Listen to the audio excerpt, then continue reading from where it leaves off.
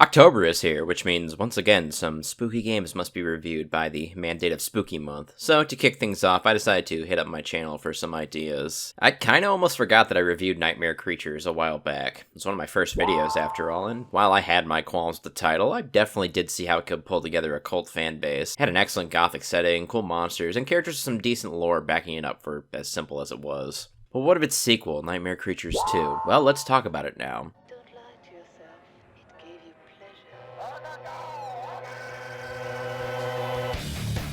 Nightmare Creatures 2 was released 3 whole years after the original game, developed once again by Callisto Entertainment and published by Konami. The story of Nightmare Creatures 2 takes place a whole 100 years after the original game. Crowley survived his decapitation at the end of the first, and has also acquired a new body somehow. Once again, he's on his evil cold bullshit, though this time out it's a lot less scientific and a lot more eldritch in nature. In the 100 years since his initial defeat, he's managed to grow even stronger than he was in 1834, and has already contacted the entity he plans to summon onto this mortal plane. Wine emerged with this entity so he may rule the world. Crowley has also managed to acquire the artifact he needs to summon the monstrosity, and has also killed both Ignatius Blackward and Nadia Franciscus. Good write-off for our initial protagonist, dying off-screen to the villain. Fortunately for us mortals, though, a new hero is here to save us all. One Herbert Wallace, a child who was kidnapped by Crowley and experimented on by the vile sorcerer for years and years. Currently locked away in an asylum, Wallace is absorbed in his nightmares, and after one too many bad dreams decides enough is enough is enough is enough, and it's time to slaughter Crowley and all of his minions. This is basically where the game begins. Nightmare Creatures 2 features a fairly lively menu, with Wallace being terrified of almost every option available when you scroll across it. Huh, there's a therapy option. Well, I definitely need that, so let's check it out. Oh, it's just a fun little training mode, so you can practice the 2 whole combos you have. This would be a lot more useful if it gave you more than just zombies to fight, to be honest. Also, within the options of Nightmare Creatures 2, this game features a violence slider, which features red blood, black blood, and no blood. Not really sure why the black blood is an option here. For other regions, perhaps? This is a parental control thing. I don't think black is necessarily better than red for that, but anyway. The most noteworthy thing about Nightmare Creatures 2 is the soundtrack that was provided by one Rob Zombie. Partially provided. For whatever reason, Zombie was credited in a lot of places as having done the background music for the game's levels, even though it was Frederick Mott, the composer from the first game. Regardless, I can't seem to find any information as to why this little collaboration happened. Who approached who, I mean. I would be curious to find out, though, admittedly. Zombie's music serves as the score for the game's various cutscenes, the majority of the tracks coming from his debut solo album, Hellbilly Deluxe, 13 Tales of Cadaverous Cavorting Inside the Spook Show International. Did I need to say the whole thing? No. But the faster I get to 10 minutes in a video, the better. But for something that was advertised a fair bit, honestly, I kind of felt the Rob Zombie was pretty understated in-game. Also, I can't lie, the music provided by Zombie actually works incredibly well with this game. I'm a bit biased since I'm a fan of all varieties of metal, but I mean, give the opening cutscene a watch sometime. It's set to Demonoid Phenomenon, and it's actually kind of awesome, no memes here. Also, having a music backing a cutscene makes Nightmare Creatures a pioneer in the AMV genre of the future. Anyway, anyhow, you begin the game in the asylum of the game's very menu, and you're also treated to a nice narrated cutscene. It was during the cursed year of 1934 that Crowley, the mad sorcerer, returned. If you were curious, the voice of Herbert Wallace was provided by one Kester Lovelace, and he does an absolutely stellar job, which is good, because outside the various sounds the monsters make, he is the only voice character in-game. Even Crowley only has a devilish laugh that's only presented when you lose the game. Wallace will grab his convenient padded cell axe and begin his escape from the asylum, quickly running into the game's most basic enemy, the zombie, and combat quickly initiates. Combat-wise, Nightmare Creatures is similar to the first game, but with a good bit of adjustment and changes. Wallace possesses a horizontal and vertical slash now, instead of just one weapon attack button. The game also maintains the kick button from the previous, but it's really worthless. The kick is nothing more than a gap closer. It's not used in any combos, and while it does knock foes down, well, it's just better to hack opponents to death versus pushing them to the ground like you're a bully or something. You might as well never use it, truthfully. Movement-wise, Wallace will charge forward with his axe up, and he'll also jump from side to side and back for movement when in combat. Your move list is also way parsed down from the previous game as well. Ignatius and Nadia had upwards of 12 combinations apiece, while Herbert only really has 2. 4 if you want to count 2-hit combos and be generous to this game. Plus, I'll add that neither of Wallace's 2 combos are really that different from one another. Square XX has a bit of a lunge to it, and X square square has a fancy little spin move. Their damage is fairly similar, and both have the potential to sever enemy limbs, so really just pick whatever your preferred one is and spam the crap out of it. You also have a block button, obviously, which well, it's a block. It stops basically every attack in the game, so yeah, really useful. Also, very interestingly, you can cancel your combos with the block button. So if you ever dedicate to something and you find out it's a little bit too unsafe, you can pretty quickly cancel in your block to cover your ass. In combat, you will now automatically hard lock onto one target instead of the kind of soft lock the first game had. The lock-on, though, is weirdly finicky. There was a lot of times throughout my playthrough of this game where it simply just didn't lock onto a foe to initiate combat. Thankfully, enemies will not attack you until combat mode is engaged, but why does this happen so routinely? There's also no way to swap between targets except by straight canceling combat and hoping you lock onto the monster you want to fight, but you get dragged back into combat pretty quickly if you cancel it, so, I mean, not a particularly useful button, I can't lie. Though to be honest, you don't ever really need to switch targets because, much like in an average Hollywood film where a hero fights multiple opponents, only one enemy will ever attack you at a given time, with others just kind of milling in the background dancing.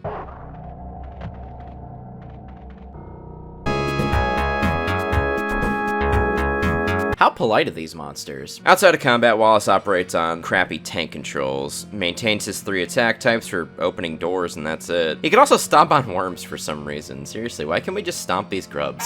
There's no point to it. The newest and most noteworthy feature for the combat in this game is the inclusion of fatalities, which can be activated after brutalizing a target into submission. These are just fun little cutscenes with some excessive brutality. That's just a fun little execute and an exclamation point on killing a foe. They do have some problems, though. It seems that the game can't snap you into the cutscene required. The game will slow down quite a bit and then stop you from performing them, which seems like a pretty big bug, I can't lie. Regardless, these skills are pretty useful to have, so you can quick finish off a target the second you have them stunned. I'd also like to note here that 2 has ditched the stupid adrenaline meter from the first game. Thank fuck. Back to our story though, Wallace will begin a desperate escape from the asylum, even having the fun of going through a laundry chute.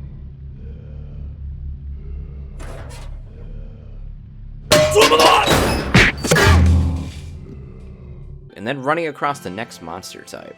A lady with big jugs and a pretty fat ass too. Well, I guess the non-hot topic sex appeal had to be put in this game somewhere, but they didn't need to go this hard for a monster, good lord. Fun fact, this monster is the owner of Nightmare Creatures 2's sole piece of artwork on the Rule 34 website. That's your fun fact for October. Wallace will escape from the asylum, stealing an ambulance, and subsequently crashing it into the streets of London. From here, he begins a search for his ally, Rachel, as well as the Circle. The streets of London are once again in complete chaos because of the arrival of Crowley's minions being on the loose. Speaking of creatures, pretty much the only returning monster from the previous game is the zombie. I guess the spider monster technically counts too, doesn't it? Now we got these new hell doggos, big boys, grande boys, chainsaw guys, since the chainsaw is always in vogue in horror, fish people, and even Marilyn Manson knife perverts. All these freaks have a variety of attacks, can block, and now have the incredibly fun ability to hit you with a high damage cinematic move. These pretty much always have priority over all of your attacks, so that's not very fun. Much like your fatalities though, these two can get cucked by awkward geometry too. Though unlike what happens to you, it seems you still take the damage from these, so, you know, that's totally fair.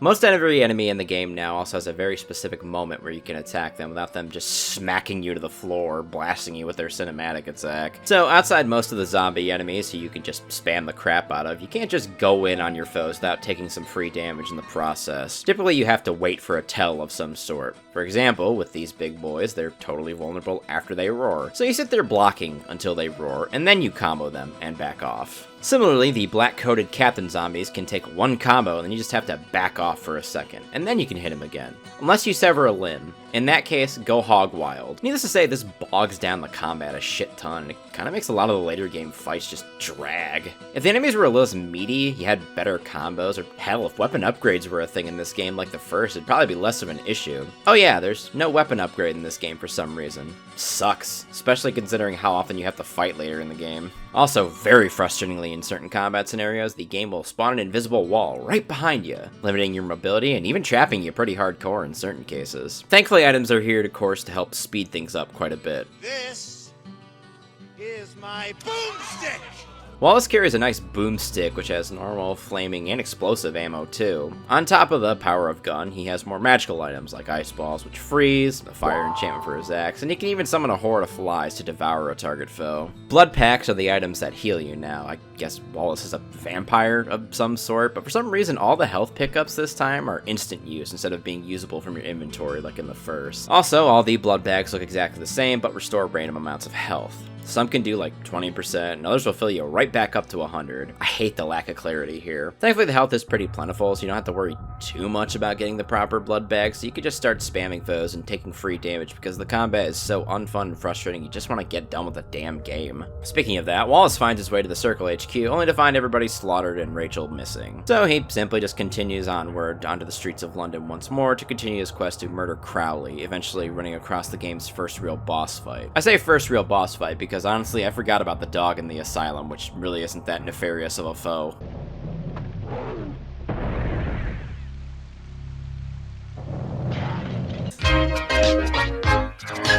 This tentacled creature who belches green gas at you. God, I wish these monsters had names so it'd be easier to talk about them. This boss fight isn't particularly special. You can just wait in, combo, wait out. While the fight is ongoing though, you'll constantly be shown a fire burning down the hall towards your location, which would imply this fight is timed to some degree, but it's not actually, so don't worry about it too much. Belcher dead, Wallace seems to be trapped as the flames encroach upon him, but fortunately Rachel is still alive and rescues him from his impending doom. The duo then heads off to Crowley's castle on the coast. You do a little bit of this earlier in the game, but the castle segment is where a lot of swimming occurs. No underwater combat though, thankfully. Double thankfully, Wallace seems to be able to hold his breath for quite a long time. This is also the first level where you have to assemble a handful of items before you can proceed into a new area. In this case, you need the 3 parts of a drawbridge control before you can drop the drawbridge. These fetch quest segments are few, but they're always not particularly fun to deal with, especially since it's very possible to miss an item and then get pretty deep into a level, but then have to backtrack through the entire level to try to find that piece you missed. Thank God there's only like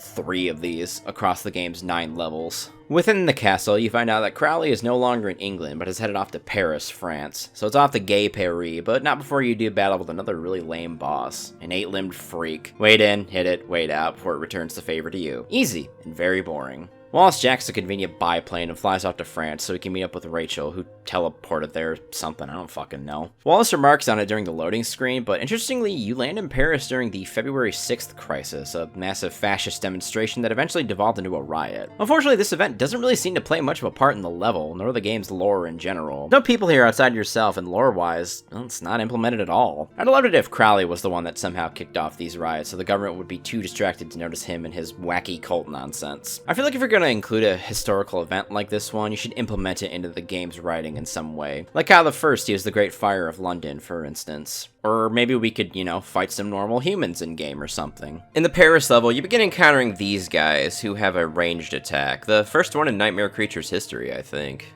Which, fine, obviously, but here's the thing. They can target you before you get into combat mode. You know what you can't do outside of combat mode? Block.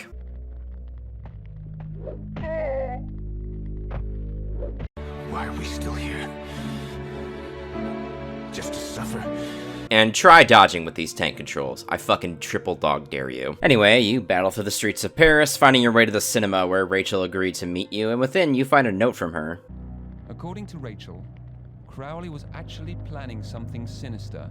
No shit. The note points you to a nearby museum, and Wallace, of course, makes a beeline there. Fighting through said museum, which is plagued by eldritch tentacles, of course. Wallace bears witness to Rachel being sealed into a coffin instead of being murdered for some reason, and he also stumbles across Crowley's big plans for the destruction of Paris. At the end of this level, you once again run into another fairly boring boss fight, but this one's pretty easy because the monster's maw has a huge hurt box. After this, Wallace ends up being ambushed by a horde of zombies and ends up escaping with a nearby hearse, only to be surprised attacked by a zombie that was waiting in a coffin in the back of the hearse. Wallace crashes into the Paris catacombs and his journey continues thusly. Thankfully, this is also where Rachel was taken conveniently, and you learn this via a scrap of her clothing that's just hanging on a tree limb for some reason. At the end of the path before the actual catacombs, you do battle with a big cross-wielding creature, another boss, another fit of boredom. Fight through the catacombs and find out the breadth of Crowley's plans here. He plans to summon an eldritch abomination by the name of the Devouring death, and subsequently merge with the ancient evil to attain great power. And where is this summoning set to occur? Why, atop the Eiffel Tower, of course. Where else in France? At the game's climax, you fight your way up through the Eiffel Tower, cutting your way through a legion of monsters on your way to the top. At the building's summit, you encounter the devouring death itself, peeking into our world, meaning Crowley's plan has almost come to fruition. But how can you stop such a thing? You are but a mere man, after all. Well, you pick up these conveniently placed dynamites, plant 2 of them, and that's it. Oh, and a timer randomly pops up too, meaning you only have a limited bit of time to do this. The ensuing explosion blasts Wallace off the Eiffel Tower, but fortune favors him as he hits some sort of safety net so he can not turn into a street pizza. He makes it to the bottom and, oh look, there's Rachel, just kind of chilling under some rocks. You're then given some monologue from Wallace about his continuing hunt for Crowley, and the game ends, along with the franchise. A sequel was planned for Nightmare Creatures 2, though. Nightmare Creatures 3, Angel of Darkness. Callisto's Nightmare Creatures 3 would have featured a heroine who could merge with her pet raven, and it would have taken place in 19th century Prague in the Czech Republic. After Callisto shuttered, though, Ubisoft took over, and the only thing we have of that particular incarnation of Nightmare Creatures 3 are some pieces of concept art from Arthur Hugot,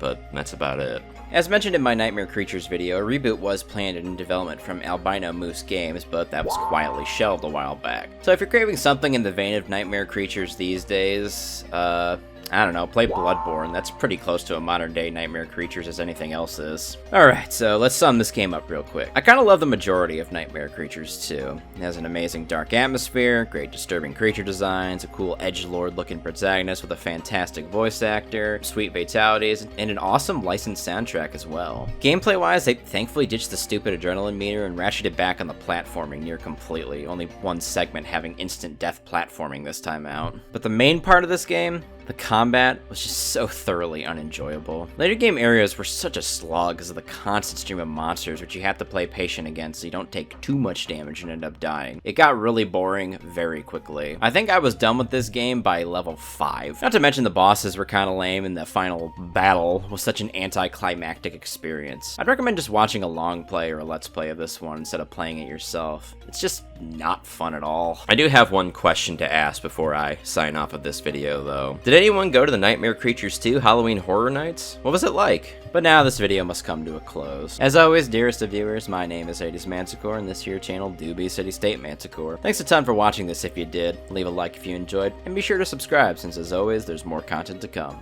I'll see y'all in the next video. Goodbye.